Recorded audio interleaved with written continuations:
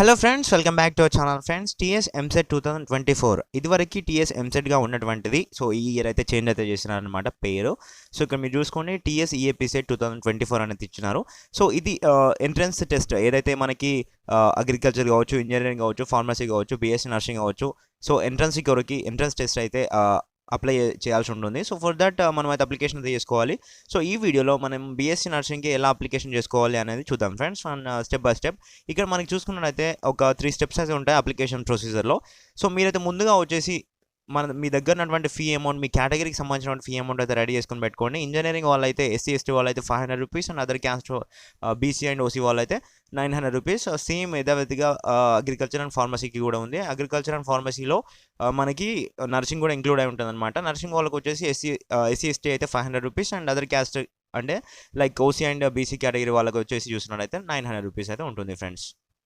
So ఈ వీడియోలో మొత్తం మీరైతే ఫోన్లో ఎలా అప్లై చేయాలి అనేది నేనైతే చెప్తాను. సో మీరు అడిషనల్గా వెళ్ళేసి మీ సేవ నెట్ సెంటర్ దగ్గరికి వెళ్ళేసి అడిషనల్ ఛార్జెస్ మీరైతే పే చేసి ఏదో అప్లై చేసుకునే బదులు మీ ఫోన్లోనే మీరైతే చేసుకునే విధంగా నేనైతే చూపిస్తున్నాను.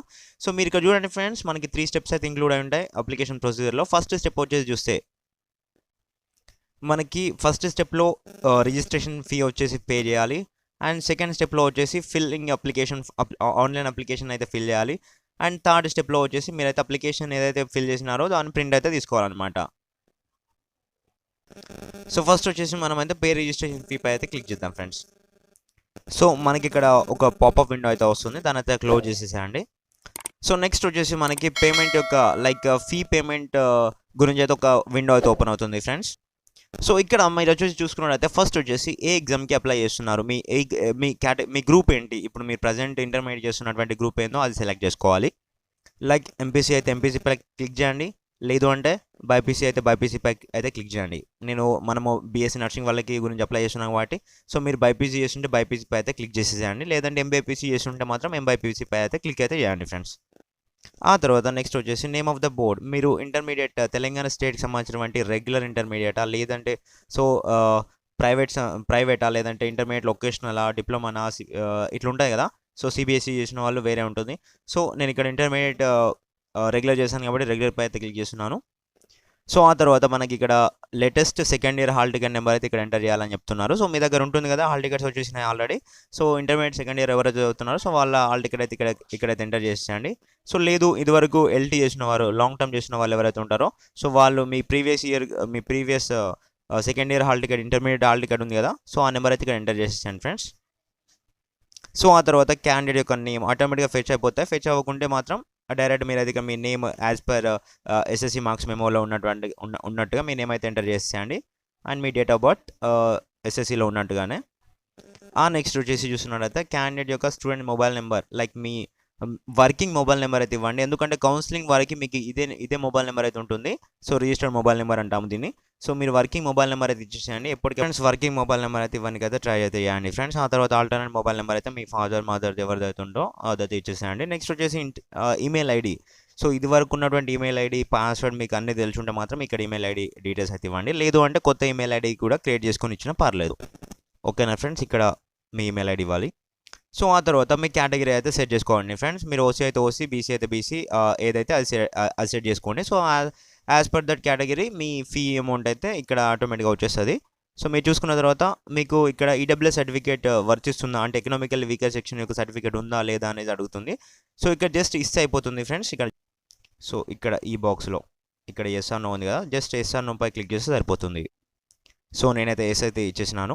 సో ఇక్కడ మీ దగ్గర మీకు ఎకనామికల్ వీకర్ సెక్షన్ యొక్క సర్టిఫికేట్ ఉంటే, ఈడబ్ల్యూఎస్ సర్టిఫికేట్ యొక్క నెంబర్ ఉంటే ఇచ్చేసేయండి. సో ఈ బాక్స్లో. ఆ తర్వాత నెక్స్ట్ వచ్చేసి ఫిజికల్లీ ఛాలెంజ్డ్ అంటే ఫిజికల్లీ హ్యాండిక్యాప్డ్ అయి ఉంటే ఎస్ అంటే ఎస్ పెట్టండి, లేదంటే నో అంటే నో పెట్టండి. ఇక్కడైతే నేనైతే నో ఇచ్చేసినాను. సో ఇక్కడ మీరు ఇంజనీరింగ్కి ఇస్తున్నారా, బోత్ ఇంజనీరింగ్ అండ్ బైపీసీకి ఇస్తున్నారా అనేది ఆటోమేటిక్ ఫెచ్ అయిపోతుంది. ఎందుకంటే ఇక్కడ మీరు ఆల్రెడీ బైపీసీ ఇచ్చినారు కాబట్టి అగ్రికల్చర్ అండ్ ఫార్మసీకి ఆటోమేటిక్గా తీసుకుంటుంది. సో నెక్స్ట్ వచ్చేసి పేమెంట్ ఎలా చేయబోతున్నారు అనేది అడుగుతుంది. So net banking, debit card, credit card అనేది అడుగుతుంది. ఇక్కడ డెబిట్ కార్డ్ పై అయితే క్లిక్ అయితే చేయండి, ఆటోమేటిక్గా మీకు అయితే ఇలా వస్తుంది అనమాట అమౌంట్. సో అదే ఫిక్స్ అయి వస్తుంది. ఇక్కడ చెక్ బాక్స్ పై క్లిక్ అయితే మార్క్ అయితే చేసేసి ప్రొసీడ్ పేమెంట్ పై అయితే క్లిక్ అయితే చేయండి ఫ్రెండ్స్. సో ఇక్కడ మీ డీటెయిల్స్ అన్నీ వస్తాయి, ఒకసారి అయితే చూసుకొని ఓకే పై సో ఫ్రెండ్స్ వన్స్ పేమెంట్ అనేది మీరు పే చేసిన తర్వాత మీకైతే నెక్స్ట్ అయితే ఇలా ఒక పాపప్ అయితే వస్తుంది. సో ఇక్కడ మీ ట్రాన్సాక్షన్ ఐడి ఉంటుంది, రెఫరెన్స్ ఐడి. సో ఇదైతే మీరైతే నోట్ చేసుకొని పెట్టుకోండి, లేదంటే స్క్రీన్ షాట్ తీసుకు పెట్టుకోండి. ఎందుకంటే తర్వాత మీకు ఇన్ కేస్ పేమెంట్ కనుక పెండింగ్లో అయినా కావచ్చు, రిజెక్ట్ అయినా కావచ్చు, సో మీకు మీ అమౌంట్ బ్యాక్ రావడానికి అయితే పేమెంట్ స్టేటస్ చూసుకోవచ్చు. సో దానికోసం చాలా హెల్ప్ అవుతుంది. సో ఇదైతే నోట్ చేసుకొని పెట్టుకోండి. దీని తర్వాత వచ్చేసి సో ఫ్రెండ్స్ ఆ తర్వాత మనకైతే ఇలాంటి ఒక విండో అయితే ఓపెన్ అయిపోతుంది. సో ఇక్కడ మీరు చూసుకోవచ్చు candidates name, father name and mother name and date of birth అయితే ఆటోమేటిక్గా వస్తాయి. రాకపోతే మీరైతే ఇచ్చేసేయండి. ఆ తర్వాత నెక్స్ట్ వచ్చేసి చూసినట్టయితే మనకి ఆధార్ కార్డ్ నెంబర్ అయితే ఇందులో ఇచ్చేసేయాలి.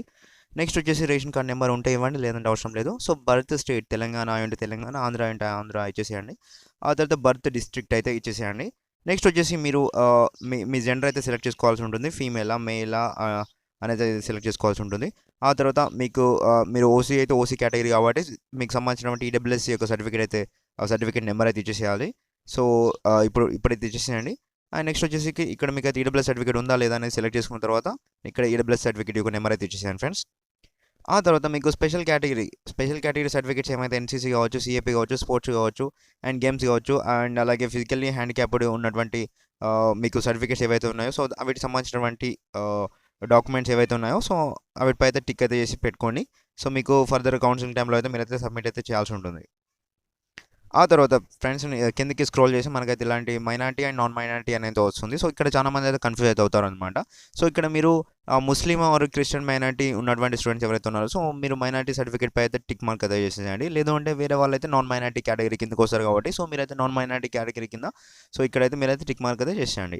ఆ తర్వాత నెక్స్ట్ వచ్చేసి యాన్యువల్ ఇన్కమ్ అయితే సెలెక్ట్ చేసుకోవాల్సి ఉంటుంది ప్రతి ఒక్కరు. సో మీ ఇన్కమ్ వచ్చేసి ఎంత ఉంటుంది, మీ ఇన్కమ్ సర్టిఫికేట్ పైన అనేది చూడండి. సో నేను చెప్తున్నాను చూడండి ఫ్రెండ్స్, మీకు ఏంటంటే అర్బన్ ఏరియాకి చెందిన వాళ్ళ అయి ఉంటే లైక్ సిటీ ప్రాంతానికి చెందిన వాళ్ళు అయి ఉంటే సో వాళ్ళ ఇన్కమ్ వచ్చేసి బిలో 2 lakhs అయితే ఉంటుంది.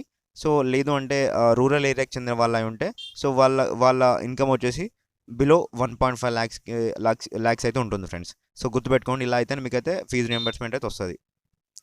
సో దానికి సంబంధించిన ఇన్కమ్ సర్టిఫికేట్ నెంబర్ అయితే ఇచ్చేసేయండి. ఇప్పుడు ఉంటే ఇచ్చేసేయండి, లేదంటే కౌన్సిలింగ్ టైంలో మాత్రం పక్కగా అవసరం అయితే పడుతుంది. సో ఇప్పుడైతే మీరైతే ఇన్కమ్ రేంజ్ అయితే సెలెక్ట్ చేసుకోండి, సరిపోతుంది. ఆ తర్వాత నెక్స్ట్ వచ్చేసి బ్యాంక్ డీటెయిల్స్ అయితే అడుగుతుంది. సో ఇక్కడ మీరైతే బ్యాంక్ డీటెయిల్స్ అయితే ఇచ్చేసేయండి, ఎందుకైనా మంచిది. So name of the bank and account number and name of the IFSC code ఇవైతే ఇచ్చేసేయండి. యాజ్ యూజువల్గా మనం ఎలాగ ఉంటుందో సో అలానే ఇచ్చేసేయండి. నెక్స్ట్ ఆ తర్వాత మనకైతే ఇలాగైతే ఓపెన్ అయిపోతుంది ఫ్రెండ్స్. మీరైతే ఇంటర్మీడియట్ ఎక్కడ చేశారు, రూరల్లో చేశారా, హైదరాబాద్లో చేసిన వాళ్ళైతే అర్బన్ అయితే పెట్టేసేయండి. సో టైప్ ఆఫ్ ఎగ్జామ్ మీరు టీఎస్ ఇంటర్మీడియట్ రెగ్యులర్ అయి ఉన్నారా ఇవైతే సెలెక్ట్ చేసుకోండి. సో గ్రూప్ ఆఫ్ సబ్జెక్ట్స్ అయితే వస్తాయి, అవి సెలెక్ట్ చేసుకోండి. మీకైతే మీ ఇంటర్మీడియట్ సెకండ్ ఇయర్ యొక్క హాల్ టికెట్ నెంబర్ అయితే ఇక్కడ ఇచ్చేసేయండి. ఆ తర్వాత నెక్స్ట్ వచ్చేసి ఇయర్ ఆఫ్ పాసింగ్, ఏ ఇయర్లో మీరు పాస్ అయ్యారో ఇచ్చేసేయండి. అండ్ ఇన్ కేస్ 10+2 డిప్లొమా చేస్తుంటే ఆ పిన్ నెంబర్ ఉంటుంది కదా, ఆ పిన్ నెంబర్ కూడా ఇచ్చేసేయండి friends. Next in case bridge course certificate చేస్తుంటే మాత్రం బ్రిడ్జ్ కోర్స్ యొక్క నెంబర్ అయితే ఇచ్చేసేయండి. సో ఇక్కడ మీరు medium of instruction, qualifying examination and medium of test. ఇప్పుడు మీడియం ఆఫ్ టెస్ట్లో మీరు ఇప్పుడు ఎంసెట్ ఏదైతే రాయబోతున్నారో సో అది ఇంగ్లీష్లో రాయాలా, ఇంగ్లీష్ అండ్ తెలుగులో రాయాలా, లేదంటే ఇంగ్లీష్ అండ్ ఉర్దూలో రాయాలా అనేది సో మీరైతే ఇక్కడ టిక్ మార్క్ పెట్టేసి సెలెక్ట్ అయితే చేసుకోవాల్సి ఉంటుంది, చూసుకోండి. సో ఫ్రెండ్స్ ఇక్కడైతే మీరైతే చూడండి, ఇక్కడ మీరు స్టడీ ప్లేస్ అయితే చూస్ చేసుకోవాల్సి ఉంటుంది. సో క్లాస్ 1 to class 12 మీరు ఎక్కడ చదివారో సో స్టడీ డీటెయిల్స్ అయితే పెట్టుకోండి. సో ఫ్రెండ్స్ ఇక్కడ మీరు గుర్తుపెట్టుకోండి, తెలంగాణ స్టేట్కి సంబంధించిన వాళ్ళు ఎవరైతే ఉంటారో సో మీరైతే ఇక్కడ లోకల్ ఏరియా సెలెక్ట్ చేసుకోవాల్సి ఉంటుంది. సో ఫ్రెండ్స్ ఇక్కడ మీరు తెలంగాణ స్టేట్కి సంబంధించిన వాళ్ళు ఉంటే మాత్రం పక్కగా మీరైతే ఓయూ అంటే ఉస్మానియా యూనివర్సిటీ అయితే ఎంచుకోవాల్సి ఉంటుంది, ఇక్కడ కనిపిస్తుంది. సో ఆ తర్వాత నెక్స్ట్ ఇన్ కేస్ ఏపీ వాళ్ళు ఉంటే మాత్రం so AU Andhra university region and SVU Sri Venkateswara region అయితే మీరైతే పెట్టుకోవాలి. సో నాన్ లోకల్ అయితే వేరే స్టేట్ వాళ్ళు ఉంటే వేరే స్టేట్ నాన్ లోకల్ అయితే పెట్టేసుకోండి. సో ఇప్పుడు డిస్కస్ చేసేది చాలా క్రూషియల్ స్టెప్ అనమాట. ఏంటి అంటే ప్రిఫరెన్సెస్, మీరు ఎగ్జామ్ యొక్క సెంటర్స్ ఏవైతే పెట్టుకోవాలో సో టెస్ట్ జోన్స్ అయితే ఇది చాలా ఇంపార్టెంట్ ఫ్రెండ్స్. ఏంటి అంటే సో ఇక్కడ చదవండి ఒకసారి, regional centre preferences. The allocation of regional center will be based on first registration basis. However, decision of the convener is final in this regard. అంటే ఎవరైతే ఫస్ట్ ప్లేసెస్ చూస్ చేసుకుంటారో సో వాళ్ళకి first priority ఇస్తారనమాట. So counselling టైంలో మనకి ఏంటి అంటే like test Jones అయితే ఎంచుకోవాల్సి ఉంటుంది. సో కౌన్సిలింగ్ ఎక్కడైతే మీకు వీలు ఉంటుందో సో అక్కడ ఫస్ట్ రోజు పెట్టుకుంటేనే మీకైతే స్లాట్ ఫస్ట్ రోజు బుక్ చేసుకుంటేనే మీకైతే కౌన్సిలింగ్ అయితే అక్కడ వస్తుంది అండ్ ఫస్ట్ డేనే వస్తుంది. ఫస్ట్ డే కొంతమందినే తీసుకుంటారు కాబట్టి సో ఆ రోజు ఎన్ని సీట్స్ ఇన్ కేస్ 20 సీట్స్ ఉన్నాయి, 20 మెంబర్స్ వెళ్ళారు. సో ఆ సీట్స్ అనేవి ఆల్రెడీ ఇక్కడ ఫిల్ అయిపోతాయి. మిగతా వాళ్ళు సెకండ్ డే రోజున పోయే వాళ్ళకి సీట్స్ అనేవి ఉండవు అనమాట. సో అది కౌన్సిలింగ్ టైంలో ఉంటుంది. ఇప్పుడైతే మీరైతే ఎగ్జామ్ యొక్క ప్రిఫరెన్స్ అయితే పెట్టేసుకోండి. 4 ప్రిఫరెన్సెస్, లైక్ కరీంనగర్ ఉంటే కరీంనగర్, వరంగల్ ఉంటే వరంగల్, హైదరాబాద్ ఉంటే హైదరాబాద్, లేదు అంటే ఆంధ్ర వాళ్ళు ఉంటే సో లైక్ విజయవాడ, విశాఖపట్నం అట్లా ఉంటుంది. సో అవైతే సెలెక్ట్ చేసుకోండి మీరైతే. సో నెక్స్ట్ ఇక్కడ ఫొటోస్ కిందకి వస్తే మాత్రం ఆటోమేటిక్గా ఫొటోస్ అయితే మీరు ఇంటర్మీడియట్ దాంతో అయితే ఫెచ్ అయిపోతాయి. ఫెచ్ అవ్వకపోతే మాత్రం మీరైతే 50 KB బిలో ఉన్నటువంటి మీ ఫోటోగ్రాఫ్ అండ్ 30 KB బిలో ఉన్నటువంటి మీ సిగ్నేచర్ అయితే క్రాప్ అయితే మెర్జ్ అయితే చేసి పెట్టుకొని సో మీరైతే ఇక్కడ అప్లోడ్ అయితే చేసి ఇవ్వాల్సి ఉంటుంది ఫ్రెండ్స్.